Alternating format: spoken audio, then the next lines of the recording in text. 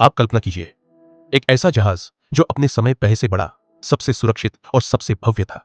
एक जहाज जिसे लोग अडूबनीय कहते थे, यानी जो कभी न डूबे। लेकिन इतिहास के पन्नों में दर्ज है कि वो जहाज सिर्फ अपनी पहली यात्रा में ही समुद्र की गहराइयों में समा गया। क्या आप जानते हैं, टाइटैनिक सिर्फ एक जहाज नहीं था, वो एक सपना था, एक प्रतीक था इंसान की तकनीकी जीत का। पर फिर वो क्यों डूबा? क्या वो प्रकृति की मार थी या मानवीय अहंकार की सजा? आज हम करेंगे उस ऐतिहासिक हादसे की पूरी तहकीकात। दोस्तों, 20वीं सदी की शुरुआत में समुद्र पर वर्चस्व जमाने के लिए इंग्लैंड और यूरोप की बड़ी बड़ी शिप कंपनियां एक दूसरे से प्रतिस्पर्धा कर रही थी। व्हाइट स्टार लाइन नाम की कंपनी ने दुनिया का सबसे भव्य जहाज बनाने का सपना देखा। यह जहाज सिर्फ यात्रा के लिए नहीं, बल्कि रुतबे का प्रतीक बनने वाला था। टाइटैनिक को बनाने का कार्य हार्लैंड एंड वुल्फ शिपयार्ड में शुरू हुआ, जिसमें लगभग 15,000 मजदूर लगे और 2 साल तक लगातार काम चला। इसके हर हिस्से में लग्जरी का अद्भुत नमूना था। सीढ़ियां ऐसे जैसे महलों में होती है, खाने के हॉल 5 स्टार होटल से भी ज्यादा शानदार, और कमरे किसी राजमहल जैसे। लंबाई 882 फीट, चौड़ाई 92 फीट, वजन 46,000 ton, engine power 40,000 horse power, 4 विशाल चिमनियां। हालांकि एक सिर्फ दिखावे के लिए थी। फर्स्ट क्लास अमीर, सेकंड क्लास धेवर, थर्ड क्लास गरीब आप्रवासी। और हां, इसमें 16 वाटरटाइट कंपार्टमेंट थे जो दावा करते थे कि टाइटैनिक कभी डूब नहीं सकता। बस यहीं से शुरू होती है कहानी एक अद्भुत घमंड की। 10 अप्रैल 1912 साउथहैम्पटन, इंग्लैंड से न्यूयॉर्क के लिए टाइटैनिक ने अपनी पहली यात्रा शुरू की। उस पर 2200 से अधिक लोग सवार थे। इनमें कुछ दुनिया के सबसे अमीर लोग थे, जैसे जॉन जेकब आस्टर चौथा और बेंजामिन गुगनहाइम, और कई गरीब आप्रवासी जो अमेरिका में नई जिंदगी की तलाश में निकले थे। ये जहाज रास्ते में फ्रांस के चेरबर्ग और आयरलैंड के क्वींसटाउन बंदरगाहों पर रुका और फिर विशाल अटलांटिक महासागर में उतर गया।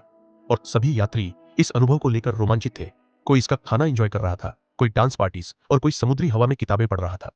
लेकिन किसी को नहीं पता था कि एक बर्फीली दीवार उनका इंतजार कर रही है। 14 अप्रैल 1912, मौसम सर्द और रात बेहद अंधेरी थी। कोई चांद नहीं, सितारे थोड़े। दिन भर में टाइटैनिक को 6 से ज्यादा चेतावनियां मिली थी कि रास्ते में बर्फ के बड़े बड़े टुकड़े हैं, लेकिन कप्तान एडवर्ड स्मिथ ने स्पीड कम नहीं की। शायद कंपनी के दबाव में, शायद खुद की अंतिम यात्रा को यादगार बनाने की चाह में। रात 11:40 पर अचानक आगे निगरानी कर रहे क्रू को एक विशाल हिमखंड दिखता है। वे तुरंत घंटी बजाते हैं। Iceberg dead ahead. स्टीयरिंग मोड़ा जाता है, इंजन रिवर्स किए जाते हैं, लेकिन बहुत देर हो चुकी थी। टाइटैनिक अपने दाहिने हिस्से से बर्फ से टकराता है।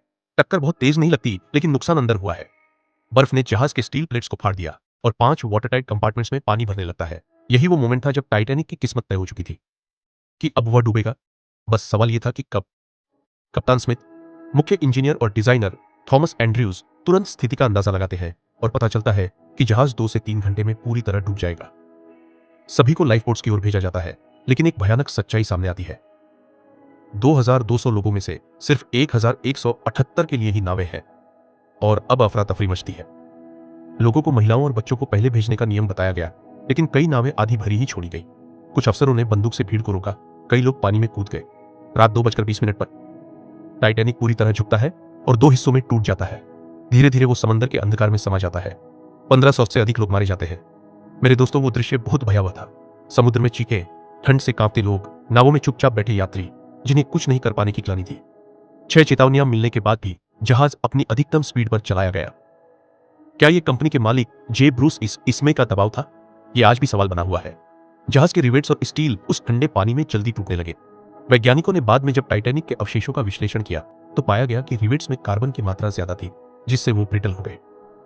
जहाज में 64 नावों की जगह थी, लेकिन लुक्स खराब न हो इसलिए बस 20 ही रखी गई। यह भी एक अमीरों की मानसिकता का उदाहरण था। सुंदरता और रुतबा सुरक्षा से ज्यादा जरूरी था। कंपार्टमेंट्स अलग अलग थे, लेकिन ऊपर खुले थे, जिससे पानी एक से दूसरे में फैलता था। और कैलिफोर्नियाई नाम का एक जहाज सिर्फ 20 किलोमीटर दूर था, लेकिन उसका रेडियो ऑपरेटर सो गया था।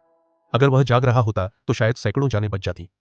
टाइटैनिक की दुर्घटना के बाद पूरी दुनिया हिल गई। इसके बाद समुद्री नियमों में कई बड़े बदलाव हुए। हर जहाज पर पर्याप्त लाइफ बोट्स अनिवार्य हुए।